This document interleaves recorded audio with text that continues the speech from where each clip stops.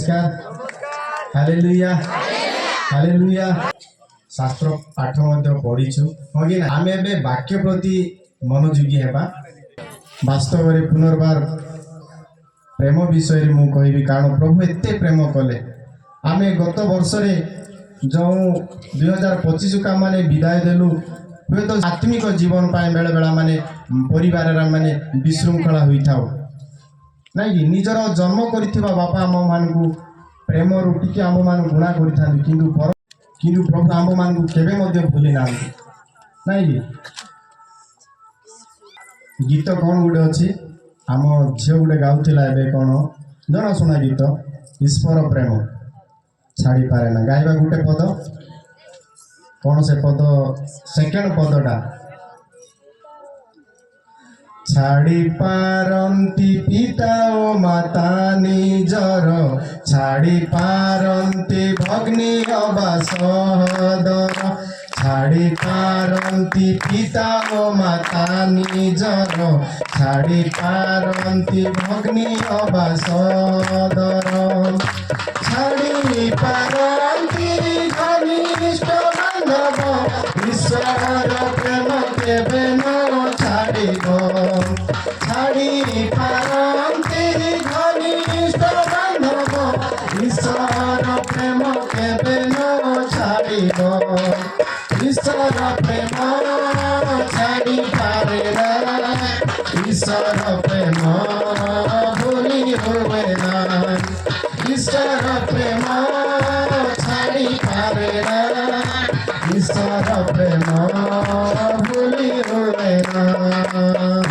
Hallelujah hallelujah गीत संहिता 103 अध्याय 10 पद गोटे पढ़ा पाप प्रमाणे आम्भ मान प्रति व्यवहार करना गत आम विदाय देइथिबा 2025 मसीह आम अनेक भूल करूँ ईश्वर दृष्टि किंतु आम्भ मानकर से पाप प्रमाणे आम्भ मान से व्यवहार करना मोर दास दासी माने बरं से आम्भ मान प्रेम करी दुखरे सुखरे विपदरे आपदरु से आम्भ मान उद्धार करी आज पर्यंत जीवित मानक मध्य आम मान स्थान नाम देइछन्ति किपरि मोर लोक माने मोर गौरव करिवे मोर प्रशंसा करिवे मोर निकट को आसबे बोली तेणु आमे माने ताहां धन्यवाद देवा एही नूतन वर्ष रे आमाने प्रभुक सहित आमे माने चलिबा नहीं कि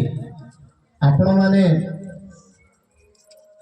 भागुआली चाष किंवा काम करिछन्ति नहीं कि भाग माने पार्टनर बोली कहबे दुई जन मिसिकिरी काम करिवे मन कर अन्य जन को भाग न मिले कौन हेबो आमे तो मिसिकी काम करूथिलु भागुआली नहीं कि आउ 50-50 से माने भाग करिवे हालेलुया ठीक बुझिबा आमे जेतेबेले जे कोनोसी कार्य दुई जन मिसी आमे माने कार्य करूछु सेही कार्यर सब विषय आम माने 50-50 भाग करि थाओ जदि आपण माने मिसी नथिबे मागिले हेबो कि हां आज आपण माने जो माने पीएम किसान पाउछन केते जन पाउछन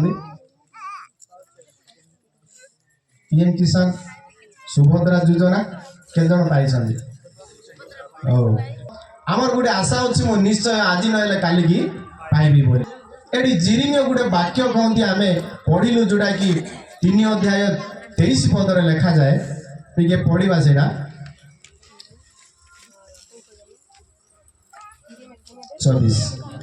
सदा प्रभु मोर बांट स्वरूप एथिपाई मु तांग ठारे भरोसा रखिबी जिरिमिया कहउछंदी मोर प्राण कहउछि सदा प्रभु मोर बांट स्वरूप अर्थात भाग्य स्वरूप मु जदि तांग संगे रहिबी जिरिमिया कहउछंदी से मोर भाग देवे मोर प्रभुंकर दास दासी माने आमे प्रभुंक सहित जदि लागी रहिबा आटा सहीकि रहिबा ना प्रभु आम्भ मानकु भाग देवे आज्ञा तेणु कहउछंदी एटी एथिपाई मु ताहांग ठारे भरोसा रखी आमे ताहांग ऊपर आज भरोसा रखिबा मोर प्रिय प्रभुंकर दास दासी माने ତାହାଙ୍କ ଉପରେ ଆମେ ଭରସା ରଖିବା।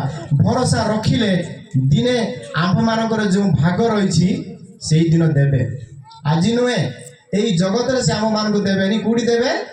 ସ୍ୱର୍ଗ ରାଜ୍ୟରେ। ସେଇ ସ୍ୱର୍ଗ ରାଜ୍ୟ ଆମ୍ଭମାନଙ୍କ ପାଇଁ ଗୋଟେ ଅଂଶ ଅଟେ। ହାଲେଲୁୟା। ସେଇଠି ଆମ୍ଭମାନଙ୍କର ଅଂଶ ଅଛି। ଆଜି ଆମେ ଏଇ ଜଗତରେ ରହି ସେଇ ସ୍ୱର୍ଗ ରାଜ୍ୟରେ ଯେଉଁ ମୋର ଭାଗ ରହିଛି ସେଇ ଭାଗ ପାଇବା ପାଇଁ ମୁଁ ଏଠି ଆଜି କାମ କରିବାକୁ ପଡ଼ିବ। ହାଲେଲୁୟା। ଆଜି ଆମେ କାମ କଲେ ଏଇ ଜଗତରେ ସେଇଠି ଯେଉଁ ମୋର ଭାଗ ରହିଛି, ଆପଣମାନଙ୍କର ଭାଗ ରହିଛି, ସେଇଠି ଆମେ ପାଇବା। ତ ଏଇ ଭାଗ ପାଇବାକୁ ହେଲେ ଆମେ କ'ଣ? ପ୍ରଭୁଙ୍କ ସହିତ ରହିବାକୁ ପଡ଼ିବ। ହାଲେଲୁୟା। ପ୍ରଭୁଙ୍କର ସାନ୍ନିଧ୍ୟରେ ରହିବାକୁ ପଡ଼ିବ। ଆମେ ପୁରାତନ ପୁସ୍ତକରେ ପଢ଼ି ଆସୁଛୁ, ପ୍ରଭୁଙ୍କର ସାନ୍ନିଧ୍ୟରୁ ଦୂରକୁ ଗଲେ ଆଜ୍ଞା ମୋର ପ୍ରଭୁଙ୍କର ଦାସ ଦାସୀ ମାନେ ଆମମାନଙ୍କ ଜୀବନ ପାଇଁ ମରଣ ରହିଛି। ଲୁସିଫର, ଜାଣିଛନ୍ତି ଲୁସିଫର ଜଣେ ପରମେଶ୍ୱରଙ୍କର ମହାନ ଦୂତ ଥିଲେ। ଏତେ ଜ୍ଞାନୀ, ଜ୍ଞାନରେ ପରିପୂର୍ଣ୍ଣ, ସୌନ୍ଦର୍ଯ୍ୟରେ ମଧ୍ୟ ପରିପୂର୍ଣ୍ଣ ଥିଲେ। ଏତେ ସୁନ୍ଦର ଥିଲେ, ଏତେ ଜ୍ଞାନୀ ଥିଲେ। ତେଣୁ ଦିନେ ମୁଁ ତ ସବୁ ଦୂତମାନଙ୍କ ଠାରୁ ଶ୍ରେଷ୍ଠ, ମୋର ତ ବହୁତ ଜ୍ଞାନ ଅଛି, ମୁଁ ତ ଏତେ ସୁନ୍ଦର, ତାହେଲେ କାହିଁକି ମୁଁ ବଡ଼ ନୁହେଁ? ନାଇଁ କି? ଗର୍ବ କଲେ ସିଏ। ପରମେଶ୍ୱରଙ୍କୁ, ଯେଉଁ ପରମେଶ୍ୱର ତାଙ୍କୁ ସୃଷ୍ଟି କରିଥିଲେ, ସେଇ ପରମେଶ୍ୱରଙ୍କ ଠାରୁ ନିଜକୁ ଉଚ୍ଚ ସ୍ଥାନ ରଖିବା ପାଇଁ ଚାହୁଁଥିଲେ। ତେଣୁ ସେଇ ସ୍ୱର୍ଗ ଦୂତ ଦିନେ ଏଇ ଜଗତରେ ନିକ୍ଷେପ କରାଗଲେ। ନାଇଁ କି? ଦୂତରୁ କ'ଣ ହେଲେ? ଗୋଟେ ପଦ କୁହନ୍ତୁ, ଦୂତରୁ କ'ଣ ହେଲେ? ସିଏ ଭୂତ। Hallelujah, hallelujah. ଦୂତରୁ ଭୂତ ହେଲେ। ସେଇ ଭୂତ ଆଜି ଏଇ ଜଗତରେ ରାଜତ୍ୱ କରୁଛି। ତେଣୁ ଆମେ ଏଇ ଜଗତରେ ଯେତେବେଳେ ବସବାସ କରୁଛୁ, ଶୟତାନ ଆମ ଜୀବନର ଚତୁଃପାର୍ଶ୍ୱରେ ଅନେକ ପ୍ରକାର ପରୀକ୍ଷା ରଖିଛି। ସିଏ ମଣିଷର ହୃଦୟକୁ ସିଏ ପୁରା ଜାଣୁଛି। ଏଇ ଲୋକକୁ କ'ଣ କଲେ ପରୀକ୍ଷାରେ ପଡ଼ିବ, ନାଇଁ କି? ମୁଁ ଥରେ କହିଛି, ବିଶେଷ କରି ଜଗତରେ ମନ୍ଦ ଆତ୍ମାର କାର୍ଯ୍ୟ ରହିଛି, ପବିତ୍ର ଆତ୍ମାଙ୍କ କାର୍ଯ୍ୟ ରହିଛି। ପବିତ୍ର ଆତ୍ମା କାର୍ଯ୍ୟ କାହା ଜୀବନରେ କରିବେ? ଯେଉଁ ହୃଦୟରେ ପରମେଶ୍ୱରଙ୍କ ପାଇଁ ସ୍ଥାନ ଥିବ, ଯେଉଁ ଲୋକ ପ୍ରଭୁଙ୍କୁ ଭୟ ଭକ୍ତି ସମ୍ମାନ କରି ତାଙ୍କର ସେବା କରୁଥିବ, ଏଇ ଜଗତରେ ଆତ୍ମା, ପବିତ୍ର ଆତ୍ମା ତାଙ୍କ ଅନ୍ତରରେ କାର୍ଯ୍ୟ କରିବ। ମନ୍ଦ ଆତ୍ମାର କାର୍ଯ୍ୟ ମଧ୍ୟ, ଯେଉଁମାନେ ମନ୍ଦ ଚିନ୍ତା କରନ୍ତି, ମନ୍ଦ କାର୍ଯ୍ୟ କରନ୍ତି, ସେମାନଙ୍କ ଅନ୍ତରରେ ରହି ସେ ମନ୍ଦ କାର୍ଯ୍ୟ କରେ। ଯେଉଁମାନେ ନିଶା ପିଅନ୍ତି, ସିଏ ଜାଣିଛି ଇଏ ନିଶା ପିଉଛି, ନାଇଁ କି? ତେଣୁ ମନ୍ଦ ଆତ୍ମା ତାକୁ ପ୍ରବର୍ତ୍ତାଇବ ଯେ ନିଶା କରିବା ପାଇଁ। ବ୍ୟବଚାର କରୁଛି, ସେଇ ବ୍ୟବଚାର ଆତ୍ମା ତାଙ୍କ ଅନ୍ତରରେ ପ୍ରବେଶ କରି ସେ ବ୍ୟବଚାର କରିବ। ଏଇ ମନ୍ଦ ଆତ୍ମା ଏବଂ ପବିତ୍ର ଆତ୍ମାଙ୍କ କାର୍ଯ୍ୟ ଆମ ଦେହ ହିଁ କରୁଛନ୍ତି। ତେଣୁ ଆମେମାନେ ଜାଣିବା, ଏଇ ମନ୍ଦ ଜଗତରେ ଆମେ ପ୍ରଭୁଙ୍କ ଉପରେ ନିର୍ଭର ରଖିବା। ଆମେ ଏଠି ଅଛୁ, ପ୍ରଭୁ ଉପରେ ଅଛନ୍ତି, କିନ୍ତୁ ଆମେ ତାଙ୍କ ଉପରେ ନିର୍ଭର ରଖିବା। ଗୀତ ସଂହିତା 137ର 37 ଚାପ୍ଟର ଭର୍ସ 5। ଆଜି ମୋର ପ୍ରଭୁଙ୍କର ଦାସ ଦାସୀ ମାନେ ଏହି ବର୍ଷରେ ଆମେମାନେ କ'ଣ ସଦା ପ୍ରଭୁଙ୍କ ଠାରେ ଆନନ୍ଦ କରିବା ବା ତାଙ୍କ ଉପରେ ଆମମାନଙ୍କର ଗତିକୁ ସମର୍ପଣ କରିବା। ସମ୍ପୂର୍ଣ୍ଣ ଜୀବନକୁ ଆମେମାନେ ତାହାଙ୍କ ଚରଣ ତଳେ ସମର୍ପଣ କଲେ ସବୁ କିଛି ସେ କ'ଣ ସରଳ କରିବେ।